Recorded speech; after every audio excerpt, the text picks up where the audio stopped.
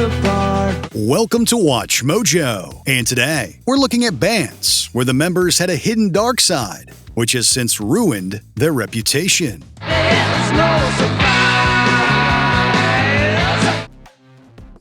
Crystal Castles. This electronic duo was formed in 2006 and released music fairly consistently until 2017.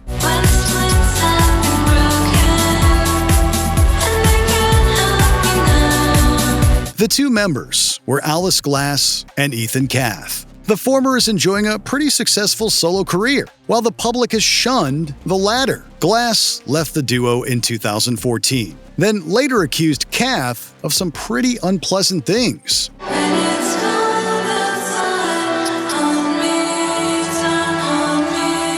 Four other women made similar accusations, and the band has since ceased to exist. Eventually, Glass went into detail in an interview with The Guardian, revealing a horrific side to Kath.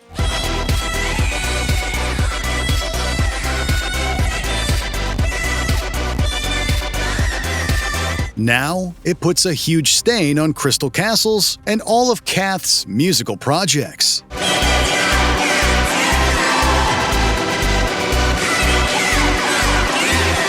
Blood on the dance floor. When this band's music was entirely removed from streaming services in 2019, few complained.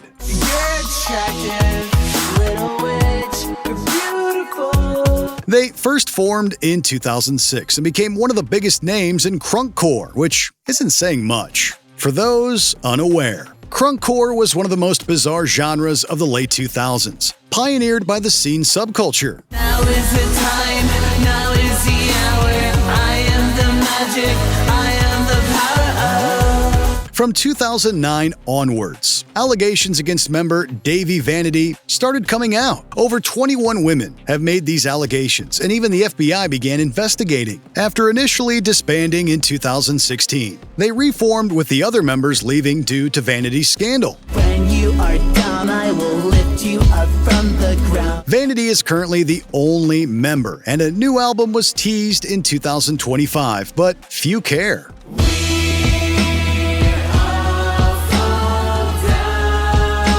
Cream. This 60s psychedelic rock band was one of the biggest names of its decade, largely because of how talented each member was. I went down to the crossroads, fell on my knees. This talent came with a price, which was that every member had a huge ego. This eventually caused them to disband in 1968, and they didn't calm down as the years passed. Nobody saving on me, nobody passed me by.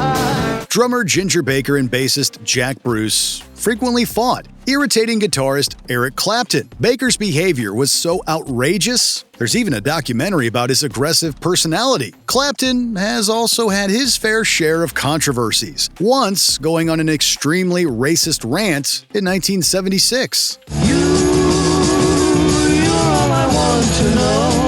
Cream's music may be as good as it ever was, but the musicians sour the band's image heavily. The Mamas and the Papas. All the leaves are brown.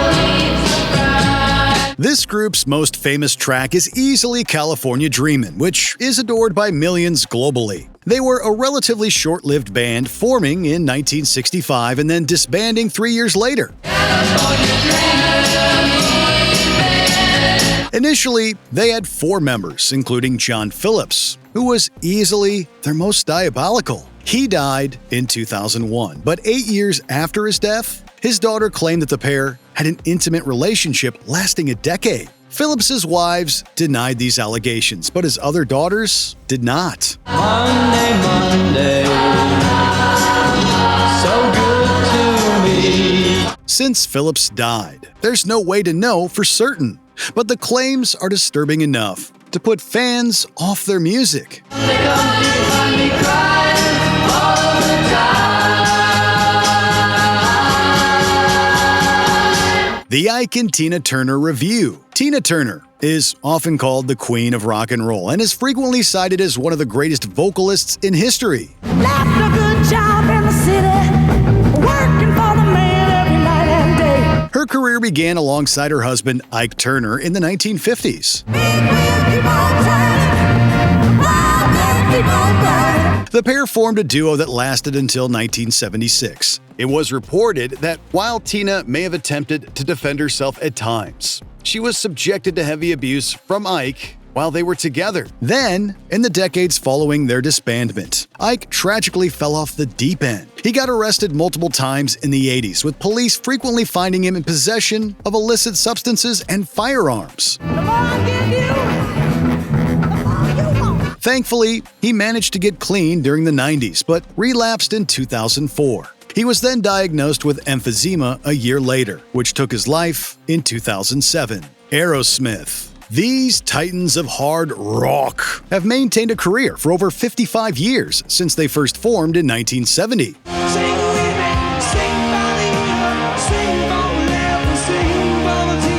Their frontman, Steven Tyler, also known as the Demon of Screamin', is a phenomenally talented vocalist. As a person, he deserves much less praise. It turns out that in the 70s, he began dating a teenage girl. Not only this, but he got her pregnant.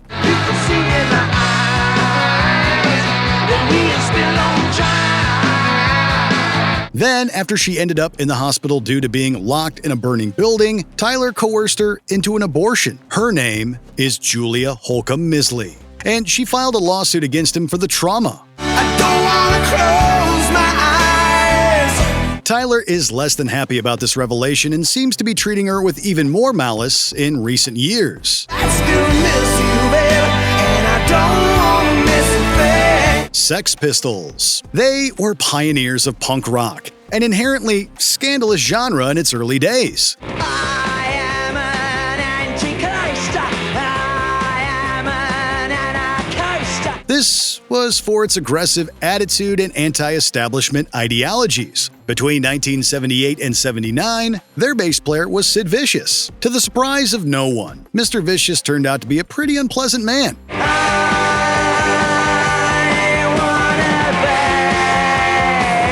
He was arrested on suspicion of murdering his girlfriend Nancy Spungen in 78, which he initially admitted to doing, then later denied.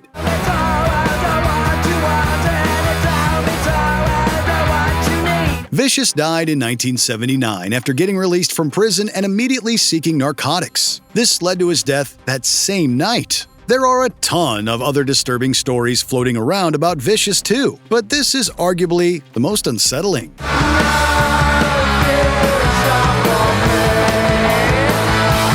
Marilyn Manson. The band Marilyn Manson was formed in 1989 and has since lost all of its founding members, barring Marilyn Manson. Many believed it started as a stage character, but as the years went on, the line became increasingly blurred. His music has since been cited as inspiring a whole heap of atrocities, from murders to mass shootings. Outside of debatably inspiring these atrocities, he's also known to be pretty racist and misogynistic. The cast of House said he once came on set for the final series, where he proceeded to insult and assault actor Charlene Yee and many others.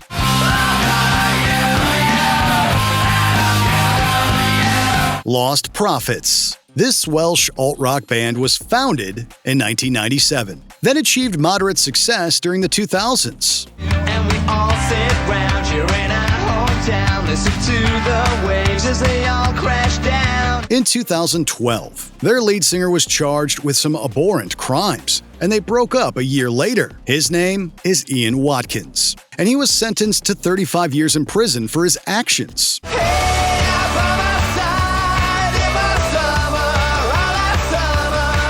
Many of his victims were minors, and police found a plethora of repugnant media on his devices. Lostprophets decided to disband entirely rather than play without him, as Watkins decimated their reputation. But there's still tomorrow, forget the sorrow. Two members went on to found No Devotion, who are still active and have no association with Watkins. If we're going nowhere, then we say. Before we continue, be sure to subscribe to our channel and ring the bell to get notified about our latest videos. You have the option to be notified for occasional videos or all of them. If you're on your phone, make sure you go into your settings and switch on notifications.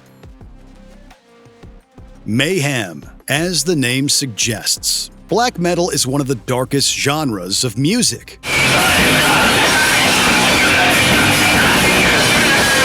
Out of every band in the scene, Mayhem is the most infamous. They formed in 1984. Then, their first tragedy came in 1991, when their vocalist took his own life. Member Euronymous took photos of his body, which he used to make Mayhem appear more evil. This caused a rift between Euronymous and bandmate Necro Butcher.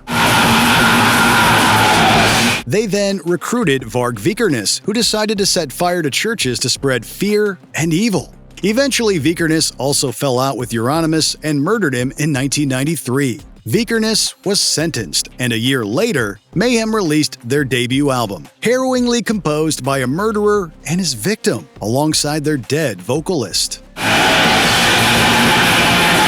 Were there any particularly horrific bands we failed to include? Let us know in the comments below.